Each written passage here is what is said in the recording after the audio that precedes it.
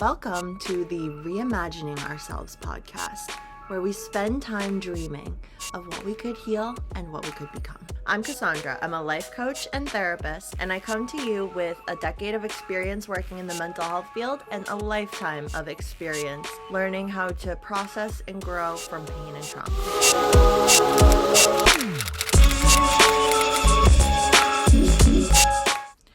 If you've been following along with our discussion on masculine and feminine energies, then you know by now that masculine energy is externally focused and action-oriented. In its healed and natural state, masculine energy is powerful and transformative, turning our dreams into reality in this physical realm. However, there is a shadow side to this powerful energy, and many of us are seeing the impact of unhealed masculine energy playing out before our eyes. If our original sin was believing that we were somehow separate from the rest of creation, then I think our next one must have been believing that we were better or worse than one another. We have already discussed in length how the theoretical framework of hierarchy has disrupted the masculine-feminine balance. If you didn't get a chance to listen to that, it's episode 5, and you might want to listen to that one first. The next 2 episodes will be talking about what happens when these energies are unbalanced, wounded, toxic, distorted, or unhealed. And then we will talk about what the natural, sacred, ideal sort of version of these energies is at the end. After this episode about masculine energy, we will be talking about feminine energy, so if you're interested, stay tuned for that. First, let's talk about some of the reasons that masculine energy has become distorted. There came a point at which feminine energy was no longer valued and masculine-based values began to rule our society. So one of the major reasons is because things are out of balance with the feminine energy. Another reason is negative energy patterns as a whole that can come in and distort what this energy is meant to be. The shadow side of masculine energy is highly individualistic. It is aggressive, defensive, and controlling. This energy is exemplified in things like unhealthy competition and toxic productivity. This energy has been driving things that we might like to collectively change about our society. At the extremes, acts of violence and war are associated with this kind of energy. And we are seeing these patterns of conquest and violent domination playing out globally. But there are also smaller things that are part of the same energy pattern that we may have it within our power to shift. These are things that strengthen a particularly toxic energy pattern that, if reversed, could help interrupt that pattern. The way that we collectively treat women in our society is one example of this. And any instance of devaluing women or joking about hurting them or wanting to prove dominance over them strengthens an energy pattern that at the extremes includes horrific acts of violence. Another example of how this unhealed masculine energy affects us is in the need to be right over another person and the anger that we often see come along with this. Things like cancel culture, which refers not to holding people responsible for their words and actions that cause harm, but almost sadistically seeking past mistakes and using them to devalue someone's current existence without allowing room for growth or new perspectives. Many of us engage in these patterns daily, believing that we need to be right and someone else needs to be convinced of how wrong they are. And you can see how this is tied to the egoic need to be selfish and disconnected from others. Another example is in the way that financial resources are allocated in the United States on several levels. First of all, let's talk about federal spending. The federal government has already spent $363 billion on national defense. National defense is a fear-based need, and as we all know, there is a long history of misusing these resources. As Richard Haas outlines in The Use and Abuse of Military Force, United States military force has been utilized in nearly every region of the world and has included punitive raiders, coercive or compelling attacks, deterrence, preventative and preemptive strikes, and political involvement. It is a minority of times that our intervention is actually necessary for peace or national security. We have collectively gotten out of hand with this enormous institution of warfare. Another $350 billion has already been spent on interest from government borrowing. Interest is extra money that we pay when we have borrowed money that we don't have. The national debt currently stands at $34.58 trillion.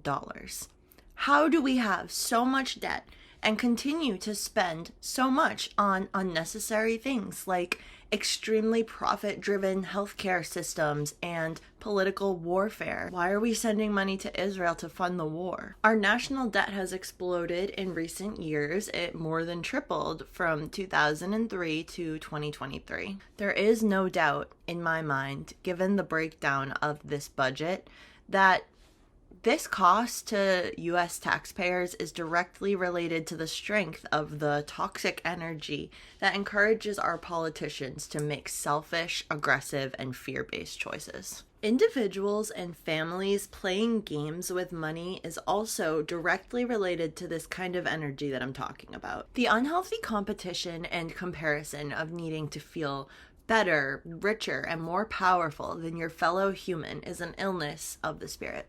And something that always strikes me here is I really don't think it feels good, even to those individuals, to be living with such distorted values. It makes sense that this kind of society would create an obsession with personal and financial gain, and especially for the ultra rich who know that they are hurting people by hoarding wealth, but are so entrenched in a worldview that prioritizes stocks, shareholders, and other social constructs that are not real or natural. It's a very flat way of living that is entirely built on this lower form masculine energy. And you'll notice this when we talk about toxic feminine energy as well, but there's almost a childlike aspect to the limited understanding of these distorted energy patterns. You'll notice this when we talk about toxic feminine energy as well,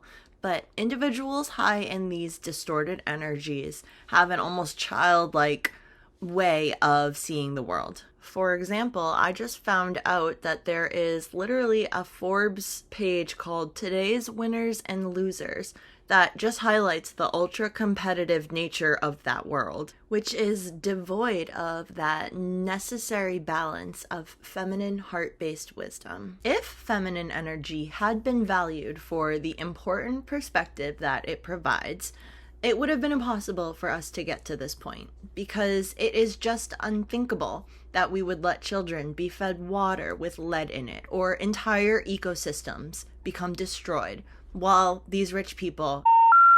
On a broader level, transactional relationships of all kinds have this toxic masculine energy ingrained in them. That calculation of what someone's value is based on what they are giving you is pervasive in our society. It has impacted all of us, from girls who at very young ages learn that their value is in their objectified image, to men who commit suicide because they get fired and cannot see their value beyond their financial contribution to their family. We treat one another poorly because we believe it is justified by transaction, such as in the case of retail or service workers. And even in our closest relationships, we're often keeping a running tally of what has been given and what is owed, which is just so corrosive to those connections. We are not meant to live that way, and I will be doing a future episode on an alternative, so stick around for that. But for now, let's just pay attention to where this is showing up in our lives. The solution is to bring things back into balance, to shift into that sacred masculine space when you are in that masculine energy, and then to also bring back the value and balance of the feminine energy. The sacred masculine is something to be treasured and it brings these immature behaviors back into balance. Sacred masculinity is like a pool of matter, ready and able to enact endless possibilities. It is responsible and uses strength to uplift others and protect all life. Healed masculine energy is guiding and disciplined, and it involves clear communication and co-creation. It uses these gifts to bring to life the collective vision for the physical world. The sacred masculine is honest and humble, gentle and firm. This energy uses enough force to stop the flow of harm and protect life, but it does not seek to hurt or harm in return. And some easy examples to help recognize this energy, you'll find it in things like friendly, low-stakes sports competitions, the fatherly protection of children, and organized community service projects like cleaning up forests or beaches. Sacred masculinity does not fear vulnerability or emotions, or the beauty and mystery of the feminine. This sacred and healed masculine sees the value in the sacred and healed feminine and responds to unhealed energies with patience, directive support, and firm boundaries. This energy is so critical and powerful to our world, and it should be celebrated and encouraged. And one way I think we could do so is by shifting our entire understanding of masculinity to this healed and aligned version. Expectations are powerful, and if we keep aligning our concepts of masculinity to the most damaged and tragic forms of it, we will keep teaching people to unconsciously align with that form. But together, collectively, we can make choices and take actions that will help shift this energy into its sacred form for the spiritual evolution of all life. Thank you for being here, and if you enjoyed this conversation, please give the video a thumbs up so I know what kinds of topics you're interested in. Hit the subscribe button to stick around and let me know your thoughts on this and any other examples of sacred or unhealed masculine energy that come to mind. As always, my citations are down below in the description box. Welcome to the good side of the internet, and I'll meet you here next time on Reimagining Ourselves. The Reimagining Ourselves podcast is a passion project of mine, and 100% of the proceeds from this podcast are put directly into the hands of people working for environmental restoration, indigenous reclamation, and urban gardening. Thank you for being here.